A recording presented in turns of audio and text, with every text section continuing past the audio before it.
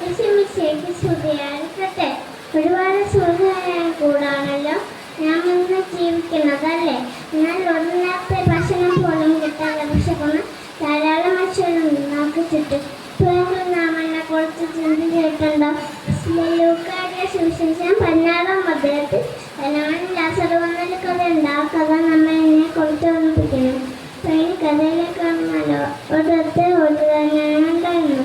നല്ല ഭംഗിയുള്ള വസ്ത്രങ്ങളും ഇഷ്ടംപോലെ ഭക്ഷണവും അങ്ങനെ എല്ലാം ഉണ്ടായിരുന്നു ധനവാന്.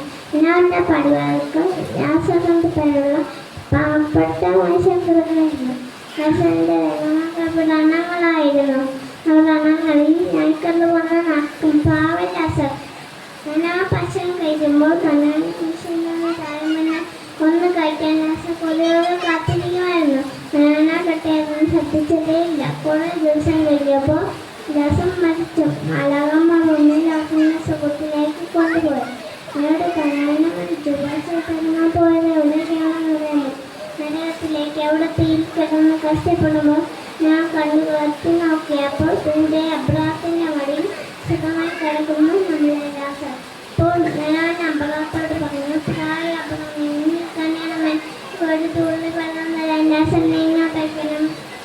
ഞാൻ അവിടെ തീയിൽ കിടന്ന് കഷ്ടപ്പെടുന്നത് കാണുന്നില്ല. അപ്പോൾ അബ്രാഹം പറഞ്ഞു, ജീവിച്ചിരുന്നപ്പോൾ ലാസറിന് കത്തിക്കും മാത്രമല്ലേ ഉണ്ടായിരുന്നുള്ളൂ. എനിക്ക് വല്ല ശൈശവങ്ങളും ഉണ്ടായിരുന്നില്ല. മാത്രമല്ല നമുക്കിടയിൽ ഒരുപാട് കടുപ്പമുണ്ട്. കൂടെ അങ്ങോട്ടോ അവിടെ നിന്ന് ഇങ്ങോട്ടോ പഠിക്കാൻ സാധ്യതയല്ല.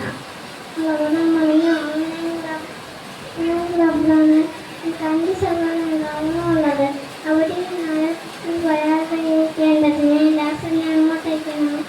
ഒറ്റവഴിയിലൂടെ അപ്പോൾ പറഞ്ഞാണ് മനസ്സിലായി.